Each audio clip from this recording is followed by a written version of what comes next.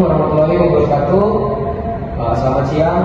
Nama saya Gary Gardiner Sinambela dengan NPM 442 Dan di sini saya bersama teman saya Malik Caesar dengan NPM 442 Halo guys, hari ini saya akan menjelaskan keterkaitan antara energi potensial, gaya gravitasi potensial, gaya gesekan statis maupun kinetis, dan gaya gesekan dan gaya potensial pegas terhadap bidang miring. Kali ini kita memakai metode penelitian flaring pada bidang miring.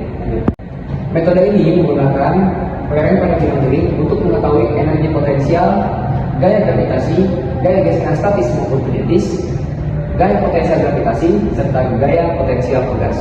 Oke guys, jadi apa sih energi potensial itu? Energi potensial itu adalah energi yang terjadi karena kedudukannya, seperti cahaya matahari, air terjun, dan roller coaster.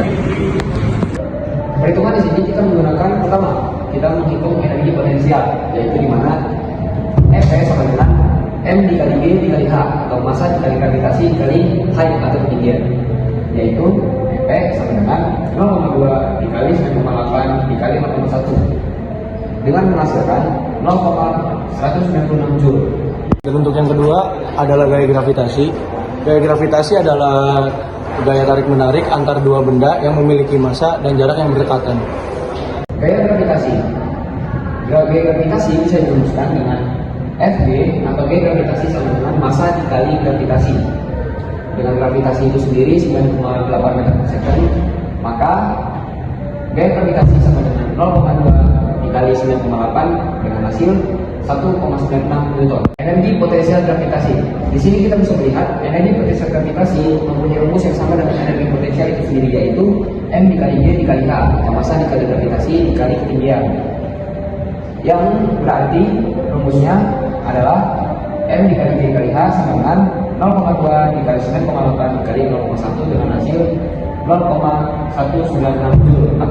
Gaya gesek dibedakan menjadi dua, gaya gesekan statis dan gaya gesekan kinetis. Gaya gesekan statis yaitu gaya gesekan yang tidak relatif dengan permukaannya. Caesar ingin melanjutkan perhitungan dunia yang tadi, di mana gaya gesekan statis N sebagai gaya tekan bidang. Nah, dari rumusnya itu massa dikali gravitasi dikali cos theta, di mana cos theta ada di 25 derajat ini ialah 0,9063. Dan untuk rumusnya itu 0,2 dikali 9,8 di mana itu gravitasi dikali 0,9063 sama dengan 2671 Newton. Dan untuk gaya gesekan statis maksimum SS max-nya ialah US dikali N, dan angkanya 0,5 dikali 2671, di mana 2671 itu ialah hasil dari sini sama dengan 1336 Newton. Dan adapun gaya gesekan kinetis untuk rumusnya itu sebagai berikut, yaitu mu K dikali N, di mana mu K itu 0,3 dan Newtonnya itu 2671. Hasilnya ialah 0,8013 Newton. Gaya gesekan kinetis yang terjadi adalah 0,801 Newton. Untuk pengertian energi potensial pegas ialah energi yang dimiliki oleh benda elastis seperti pegas ketika sedang ditarik atau dimulurkan. Dan adapun rumus untuk energi potensial pegas, di mana konstanta pegas sifat 200, untuk EP pegasnya itu sama dengan setengah dikali K dikali X pangkat 2, yaitu setengah dikali 200 untuk konstanta pegas, dan 0,1 untuk X dipangkatkan 2 sama dengan EP pegas dengan 10 Joule. Kesimpulan dari metode ini ialah banyaknya energi yang bisa kita pakai, seperti gaya potensial, gaya gravitasi, gaya gesekan statis maupun kinetis, gaya potensial gravitasi dan pegas dalam bidang miring. Dan penelitian ini mengintegrasikan kita untuk memahami gerak lereng secara mendalam, seperti energi mekanik selalu terjaga dalam sistem tanpa gesekan.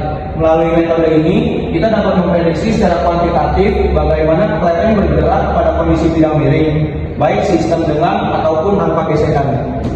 Terima kasih atas perhatiannya. Wassalamualaikum warahmatullahi wabarakatuh.